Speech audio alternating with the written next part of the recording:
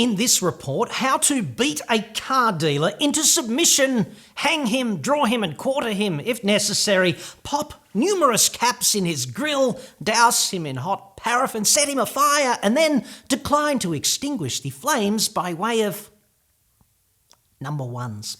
All by the 30th of June.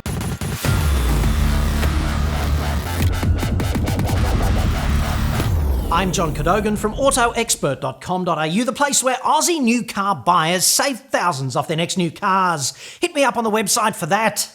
The 6 tips in just a second, plus some bonus tips that'll save you even more cash right at the end. But first, the commercial dynamics, because if you are imminently to wage war, you might as well understand the terrain.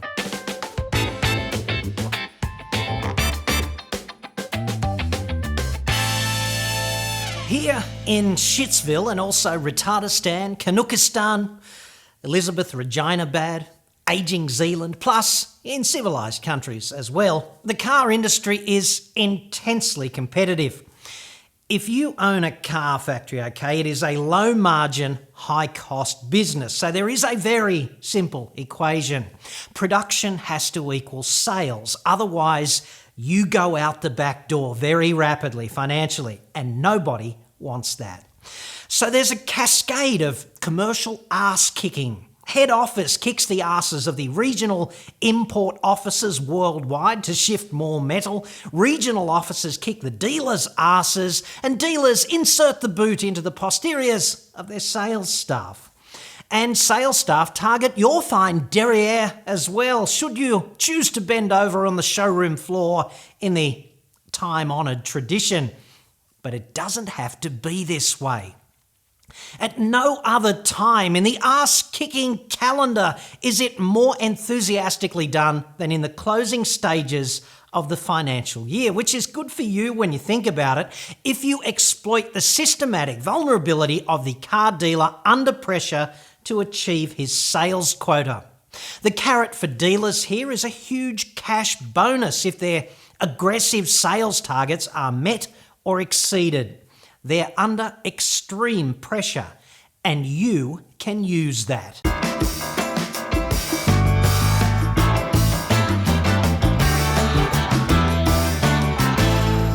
The car industry dumps mega bucks in advertising at this time of year. You can't miss it.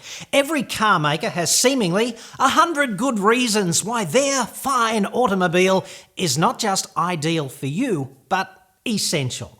Nissan will allegedly give away the finance at 1%. Subaru will pump up the warranty. The rest have amazing drive-away deals, just ask. Here in Shitsville, Ford uses an alien dressed up as a woman as a mascot, while Shitsville Chevy's marketing geniuses have selected a goat as the animal most aligned with your Colorado Ute aspirations. That's a brave move. Forget it all, that would be my advice. The crappiest cars enjoy the most marketing and the biggest discounts. You still don't want one of those. The mangiest of dog brands, and I'm looking at you, Jeep, spend the most cash now because they need to do the most consumer coercion. Instead of surfing this tsunami of bullshit all the way to the shore, select the vehicle you want based on objective criteria first, like what's the best one for doing the job that you need it to do? And then overlay this with your own personal preferences. What do you like? That's what the next 2 weeks are basically for. Do the research.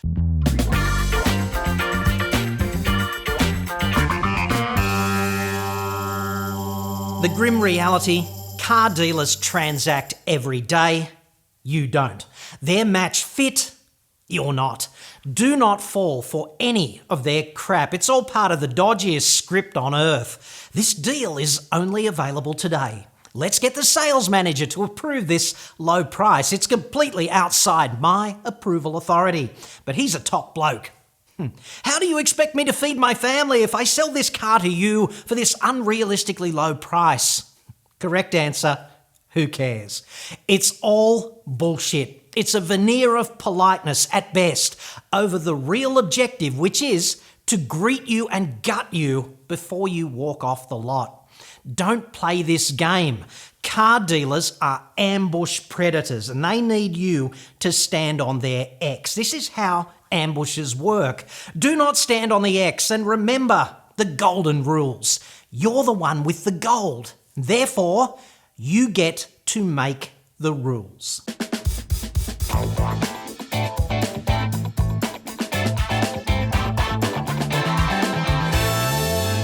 1% finance is complete bullshit. The cash rate for wholesale money, if you like, is set by the Reserve Bank. And here in Shitsville, that is 1.5%. It's been 1.5% since August of 2016. So if the bank lends you money at 6%, they pay the Reserve Bank 1.5% and they skim 4.5% off the top, simplistically. If they charge you 1%, they lose 0.5%, and banks hate that philosophically, which is why they don't do it. 1% finance is therefore a con. It is not a real interest rate. And what really happens is they don't discount the car as low as they would otherwise go. That gives them more margin, and they pay the financier a real interest rate under the table with that money undisclosed. It's called subvented finance, and usually you get locked in for half the purchase amount of the car for a maximum of 36 months, and you have to find that balloon payment, some inconvenient 5-figure sum, in 3 years' time. So that means either refinancing the balance at a substantially higher interest rate, or they will use that event as a trigger for you to trade the car in and go again, which might not otherwise suit you. My advice, get real finance and screw them down harder on the price. That's usually the best overall outcome.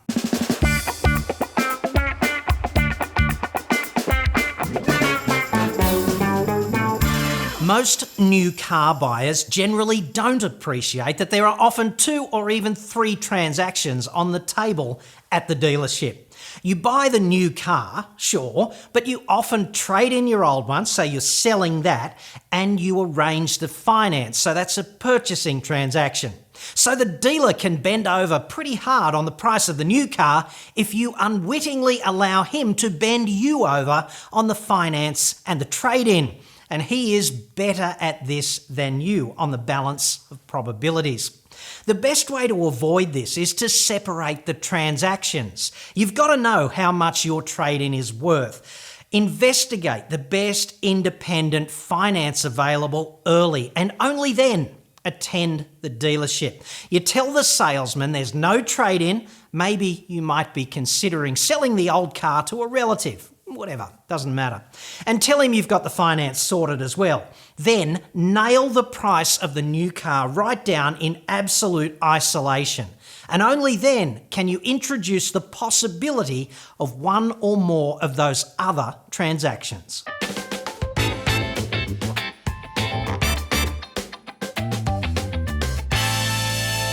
If I were you, I would use the next 2 and a bit weeks for research and also getting one's logistic car buying ducks aligned, and only then I would put on Superman's absurd red and blue spandex car buying jumpsuit, rockin' those outside underpants. Yes. And about Wednesday the 27th of June, I'd go to a dealership. Do not visit the dealership before then, except perhaps to test drive and otherwise sample the product in the flesh. And if you do, don't get stitched up. Leave your credit card at home.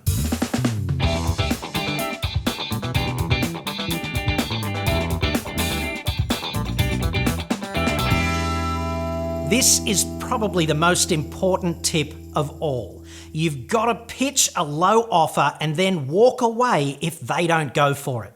Whatever the offered price is, take off about 20%. Offer that as the limit that you can afford to spend.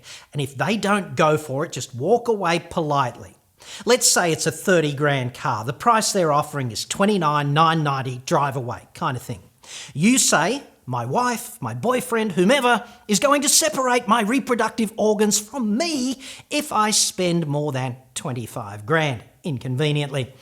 If they decline to accept, you just say, I'm sorry we can't do business. I'll keep shopping. I like this car though. Give me a call if you can nudge the price down to 25 grand and I'll come straight back, provided I haven't purchased elsewhere. They hate it when you say this, but it's a very effective lever. The person who's prepared to walk away has absolutely the most power in any negotiation. You can do this at half a dozen different dealerships in one day, and one of them is sure to be under pressure. Just wait for the phone to ring and the clock ticks closer and closer to the end of the financial year. The pressure mounts up and you might just be amazed at how malleable the price ultimately becomes.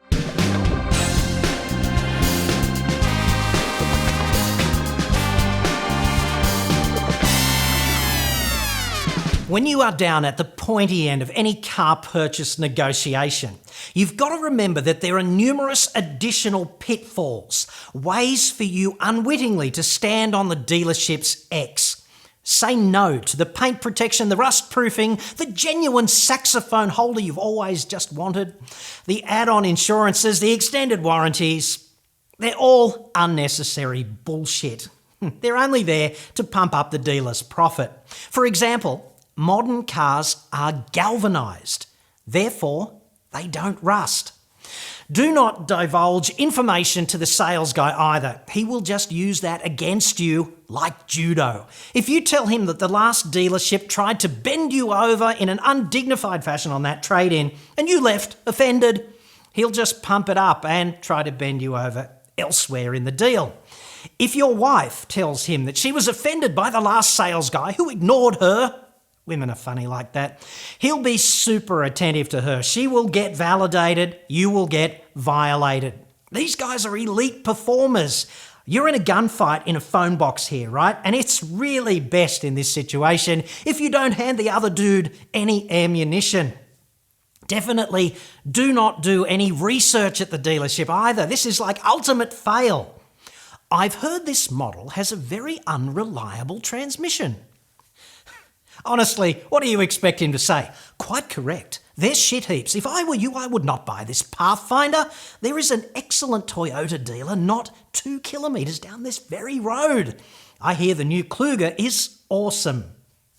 What friggin' colour is the sky on your world? He's going to say they fixed it without any deference whatsoever to the truth or falsehood of that statement.